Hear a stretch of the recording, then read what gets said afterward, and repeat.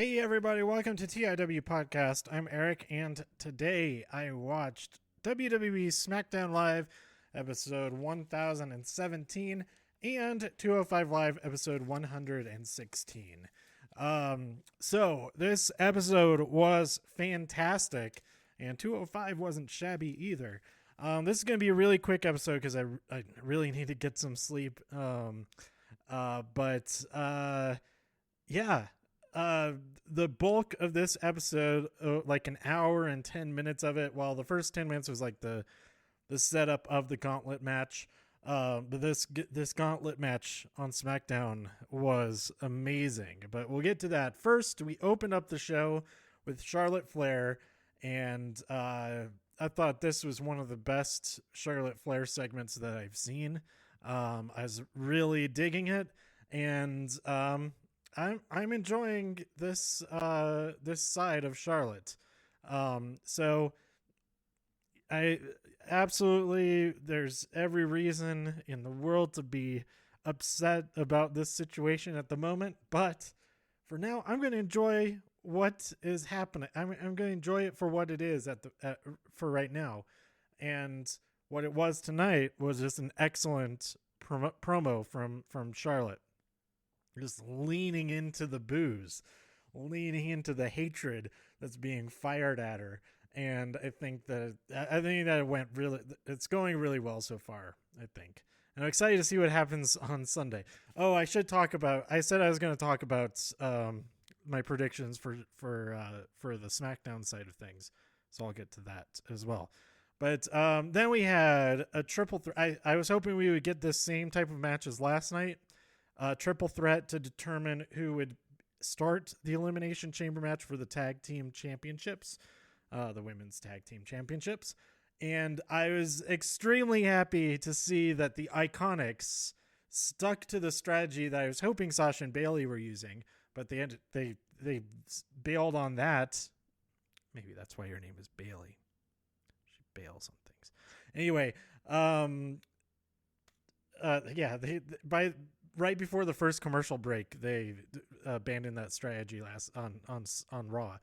But the Iconics beautifully used that strategy, and that is why. So they didn't win the match, but they also didn't lose the match. Naomi pinned Mandy Rose eventually, and so Sonya and Mandy will be starting in the ring against Sasha and Bailey. Naomi, she did this split strop. That was my favorite moment of the match. I don't think I've seen that before. I'm not sure if she has ever done that before, but it was kind of awesome. I didn't take any other notes about this match, but the Iconics, because they executed this strategy perfectly, they identified the rules of the match. They exploited the rules of the match to the fullest extent for their own advantage, because there's no advantage to be the one getting the win. You didn't get anything extra for being the one to get the pin. All you are doing is ensuring that the person you're pinning, loses the match and that they enter the Elimination Chamber first.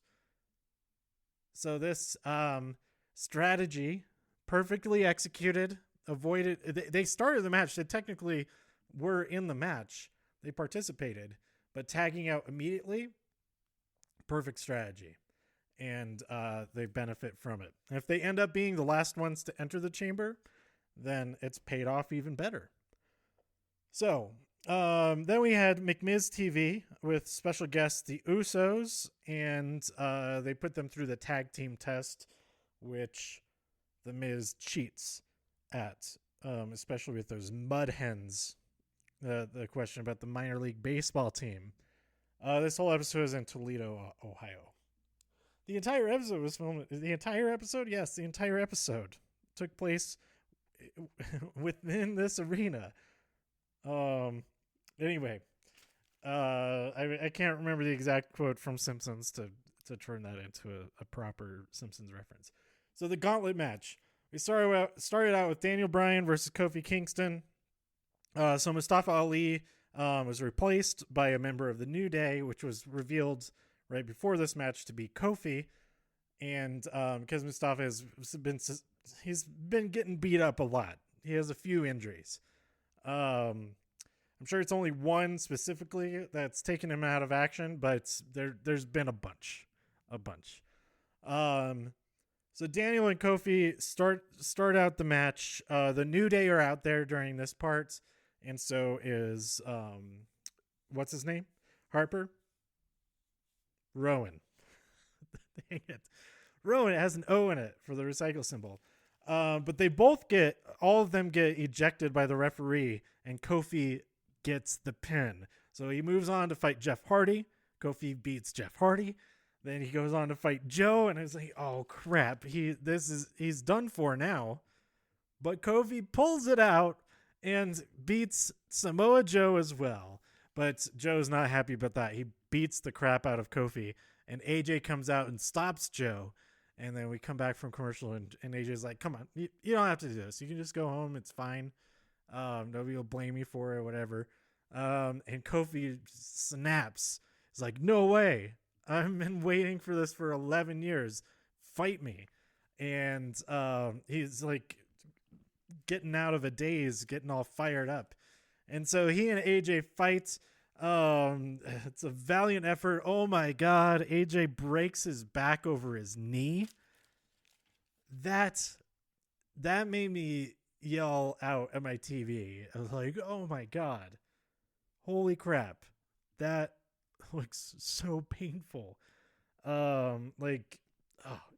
There's gifs of it. There's video clips of that specific moment. And then they replayed it like 3 or 4 times.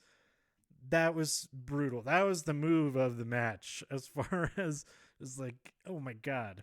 But AJ gets Kofi to tap out via the calf crusher. And so as AJ waits for Randy Orton to come out as the final entrant in this gauntlet, he's hit by an RKO out of nowhere. And Randy Orton will be the last to enter. He wins, and he will be the last to enter the Elimination Chamber on Sunday. So I'm so excited for that match.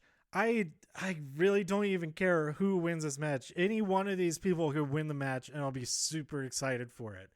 I mean, I'm mostly going to be cheering for Kofi Kingston, but if anybody else, actually, you know what? I'm going to wear my my New Day shirt to the event.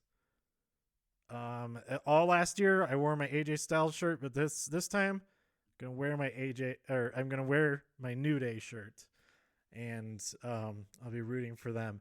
But so there's that match, and then there's the tag team match between the Usos and the best tag team in the world, McMiz Mac with cheese. I'm rooting for the Usos there, but I won't really be that bothered if I just hope it's a fun match, and I think it will be. I think those are the only 2 SmackDown matches that have been announced.